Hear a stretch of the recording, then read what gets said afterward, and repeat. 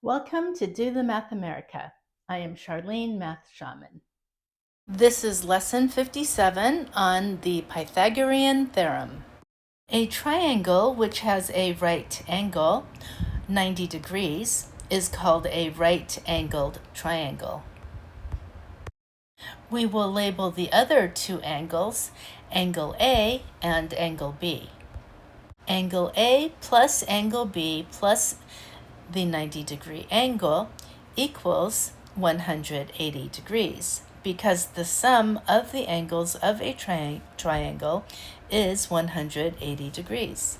We will call the 90-degree angle angle C. So angle A plus angle B plus angle C equals 180 degrees. Since we know that angle C is 90 degrees, if we subtract 90 from both sides of the equation, we have angle A plus angle B equals 90 degrees. The side opposite angle A we call side A, and the side opposite angle B we call side B. The side opposite angle C we call side C, also known as the hypotenuse. The hypotenuse is always the longest side of a right-angled triangle, and it is always opposite the right angle. The Pythagorean theorem was founded by an ancient Greek philosopher, Pythagoras, and it refers to right-angled triangles like the one in this figure, and it simply states that the relationship of the sides of the triangle, a square plus b square equals c square. This theorem holds true for every right-angled triangle and is very useful in fields of construction. Farmers also use it to square off their fields. So let me show you how this works. This right-angled triangle, we have a base of 3 and a height of 6.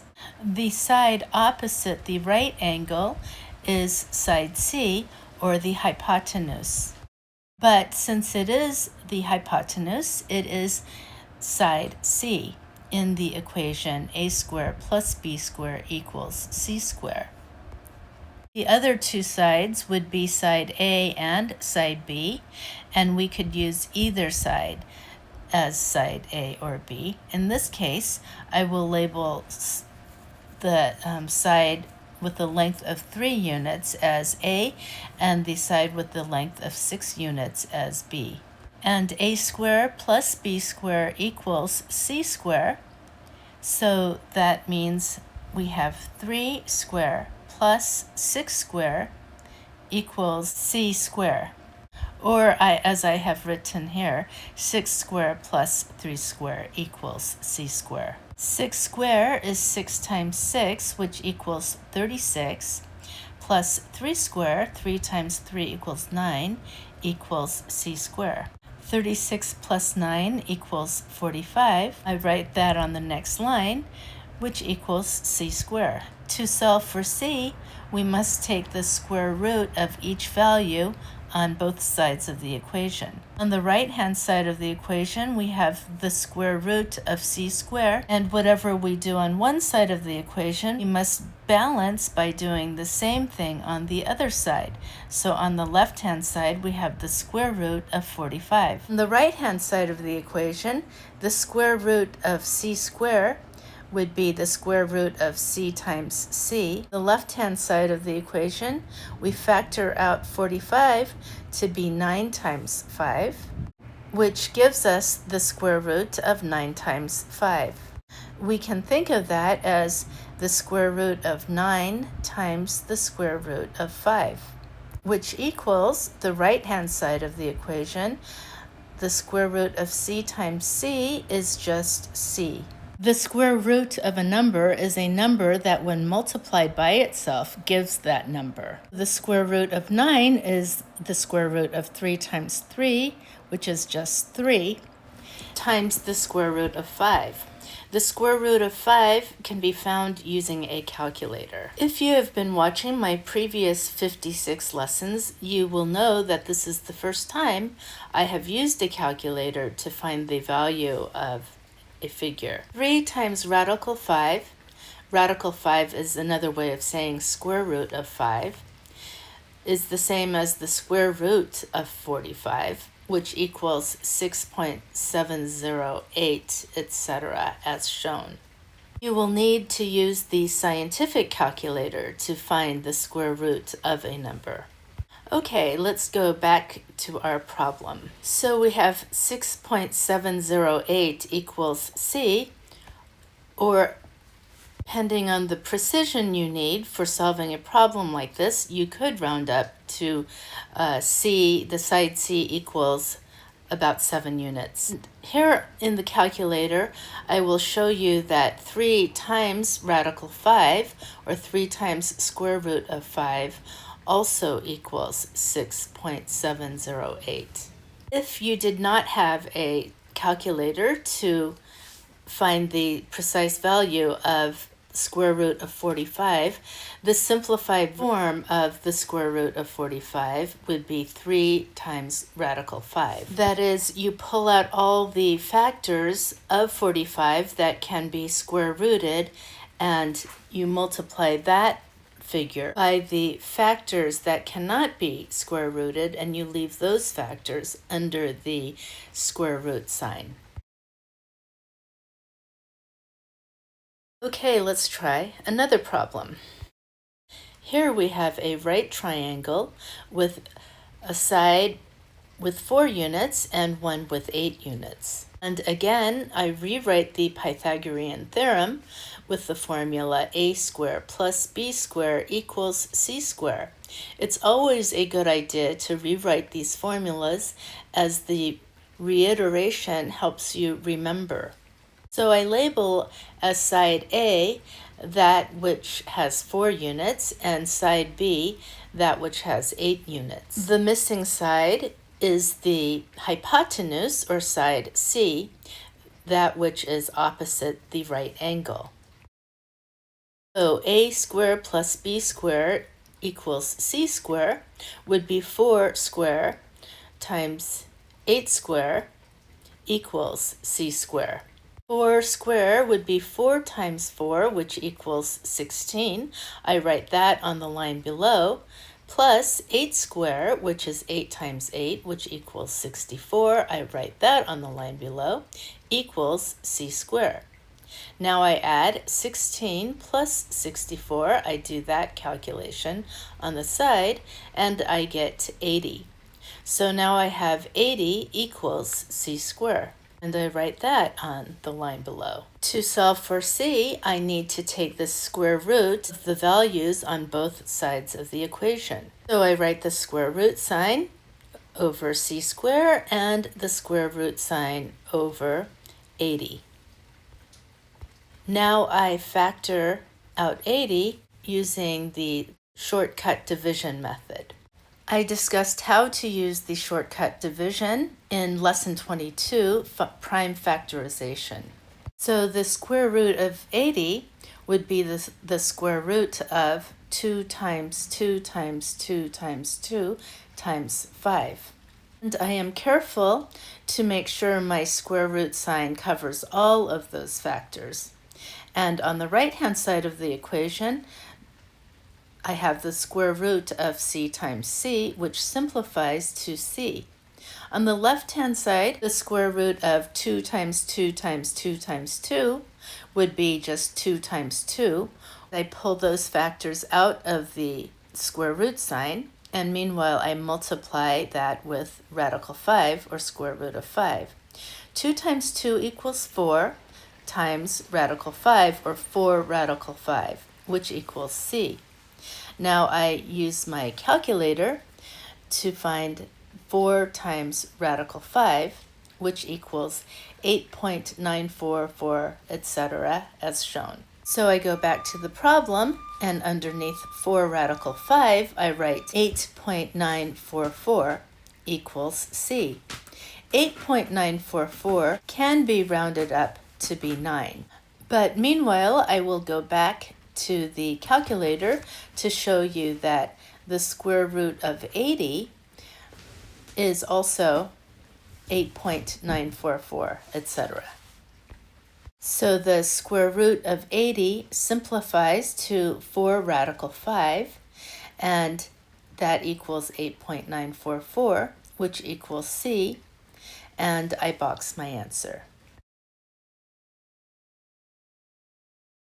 Next, we have a right triangle with one side of 6.5 units and one side with 9.9 units. Once again, the Pythagorean theorem is a square plus b square equals c square. And we see from this figure that the side opposite the right angle, the hypotenuse, is 9.9 units. So side C is 9.9 units. We will label the side with 6.5 units as side A and the unknown side B. So now we plug those figures into the formula.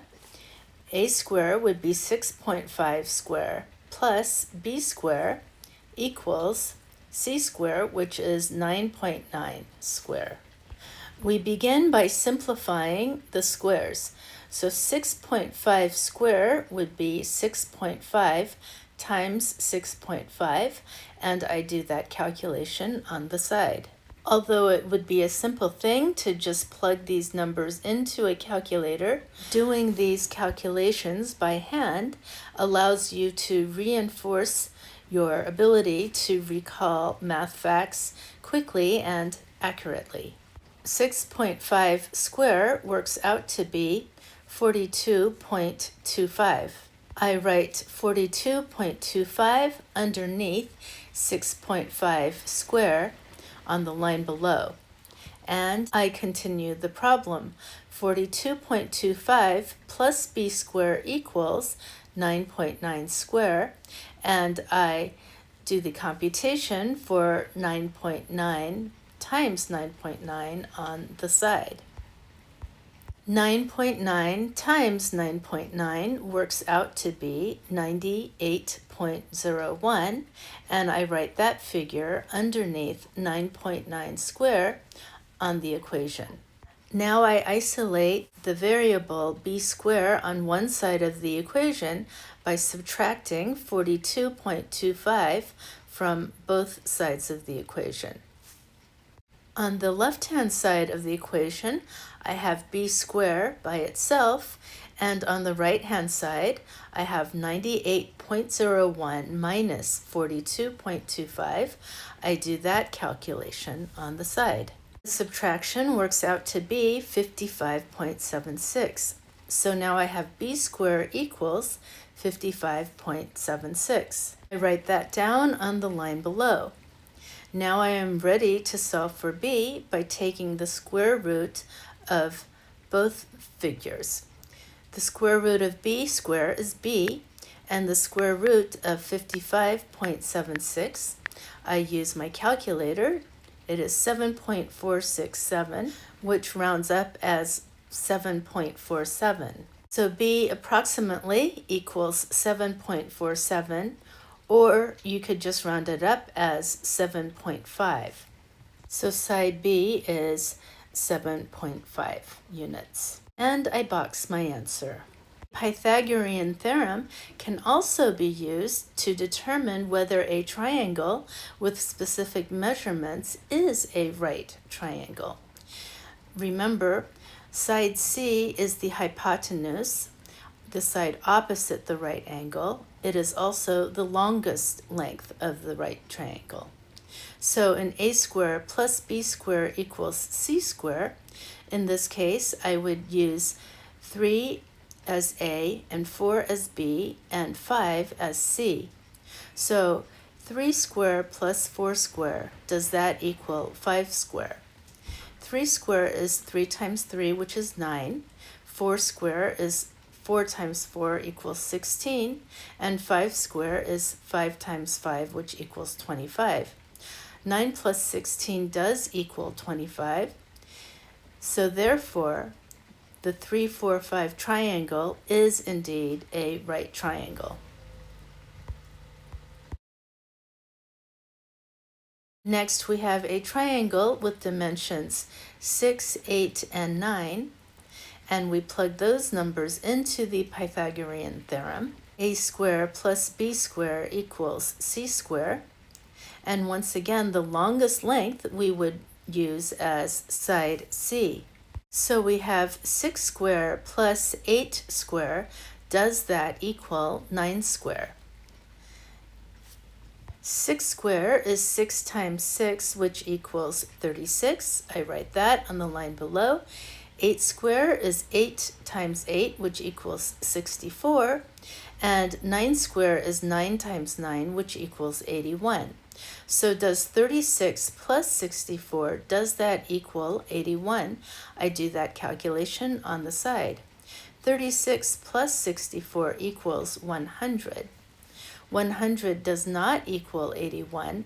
Therefore, the 6, 8, 9 triangle is not a right-angled triangle. I write the symbol, therefore, the 3 dots in a triangle shape. Therefore, this figure is not a right triangle. I show you one last example. Here we have a triangle with 5 units, 12 units, and 13 units. I plug that into the formula, a squared plus b squared equals c squared, using the longest length as c squared, 13 squared. So I have 5 squared plus 12 squared. Does that equal 13 squared? 5 squared, 5 times 5 equals 25. 12 squared, 12 times 12 equals 144. And 13 squared, I do that calculation on the side.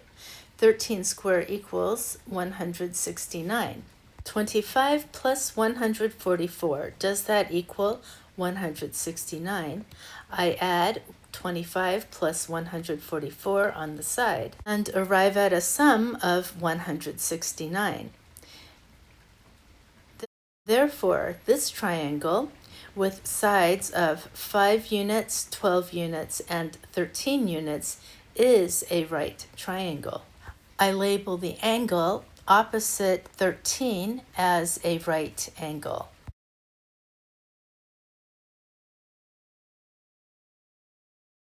Isosceles triangles are those in which 2 sides have the same length. In this isosceles triangle, the base has a length different from the 2 sides, which are equal length meeting up at the vertex on top. When you bisect the isosceles triangle at the vertex of the 2 equal sides, you will form a perpendicular line to the base, which also bisects the base. That is, the base will be divided into 2 equal lengths.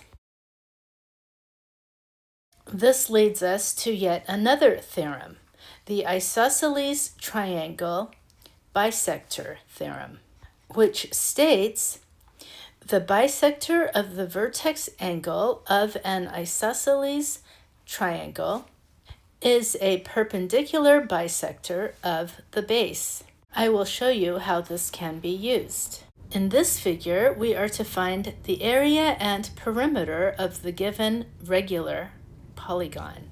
The term regular means that all sides are equal. The perimeter of a polygon is the sum of the sides. And this figure is a pentagon, which means it has 5 equal sides. So to find the perimeter, we take the side that is 6.8 centimeters and we multiply it by 5. 6.8 times 5 equals 34. The perimeter of this pentagon is 34 centimeters. We box our answer. To find the area of this pentagon, we will be using the isosceles triangle bisector theorem. As noted earlier, when we were finding the perimeter, the pentagon has a side of 6.8 centimeters, and that perpendicular line extending from the middle of the pentagon is 4.8 centimeters. If we use the center point to draw lines to the vertexes on either side of the perpendicular, we will create an isosceles triangle. The perpendicular becomes the bisector of the vertex angle and also the bisector of the base, following the isosceles triangle bisector theorem. Since this pentagon is a regular polygon, all sides are equal length, and therefore the base of the right triangle are 1/2 the size of the length of the pentagon side. Based on this figure, A plus A equals 6.8 centimeters. And I write that equation and solve for A. So A plus A equals 6.8 centimeters. 2A equals 6.8 centimeters. I divide both sides of the equation with 2. On the left-hand side of the equation, the 2 in the numerator cancels with the 2 in the denominator, leaving A by itself. On the left-hand side, I have 6.8 divided by 2. I do that calculation on the side to get 3.4. So A equals 3.4 centimeters, and that would be the length of the base of the right triangle. Now we have the base and the height of the right triangle, so we are able to figure out the area of the right triangle. And I highlight that with yellow. The area of a triangle is 1/2 times base times height. That formula can also be written as base times height divided by 2. Since you are multiplying the 1 of the numerator with base times height, you just get base times height, and the 2 in the denominator would be divided by 2. So the area of the right triangle would be found by multiplying the base, 3.4 centimeters, with the height, 4.8 centimeters, divided by 2. And I just realized that I had forgotten to write centimeters next to 4.8 when I drew the pentagon figure. 4.8 centimeters is the length of the altitude of the right triangle. So I write the equation as 3.4 centimeters times 4.8 centimeters, all divided by 2. 3.4 times 4.8, I do that calculation on the side. When doing calculations like this, it's important to keep the characters and digits separated and clear, lined up in neat, clear columns to minimize mistakes.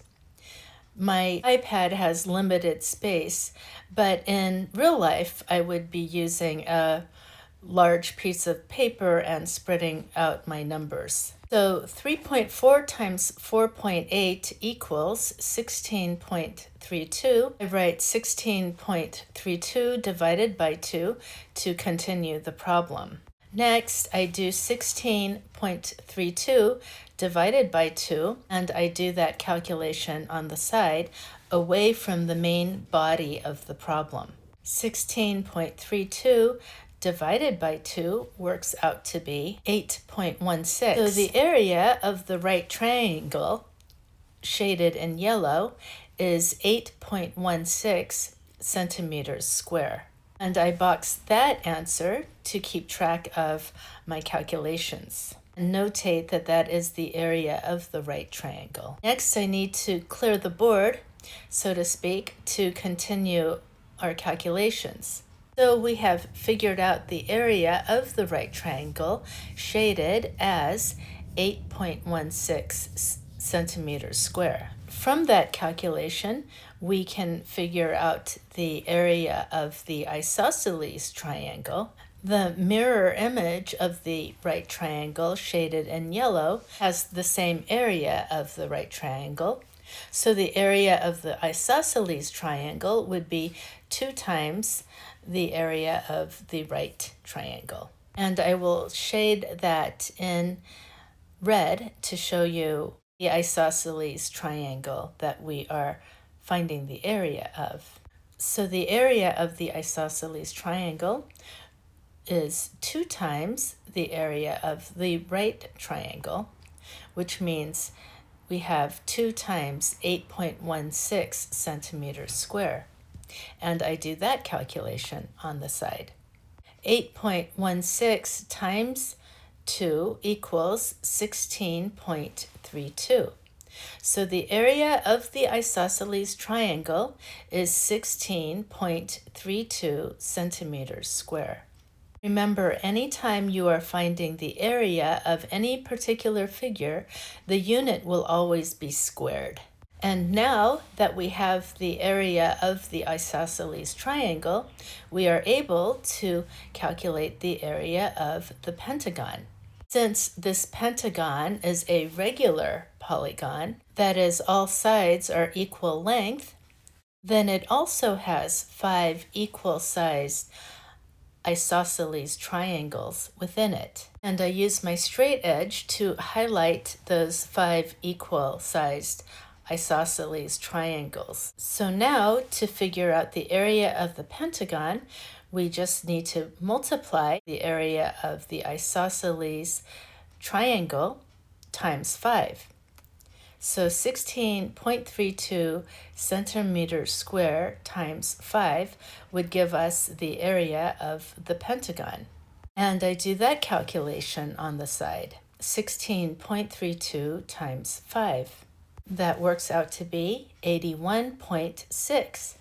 So the area of the pentagon is 81.6 centimeters square. And I write that clearly below. Therefore, the area of the pentagon equals 81.6 centimeters square, and I box my answer. In the description box below this video, I have included some links to some practice problems for the Pythagorean theorem and for area and perimeter of polygons. If you feel the need for more practice problems, you can do a Google search on your own for practice problems with the Pythagorean theorem and area and perimeter of polygons. I find it helpful to find worksheets that do have solutions so that I can check my work and make sure I did the problems correctly. And the more practice problems you do, the more you will be able to get a firm grasp of the skill and the ability to figure out area and perimeter of any polygon. I hope this video was helpful to you. And if it was, please give me a like, subscribe, and share this channel with anyone you know who wants to learn math. Thank you for joining me at Do the Math America.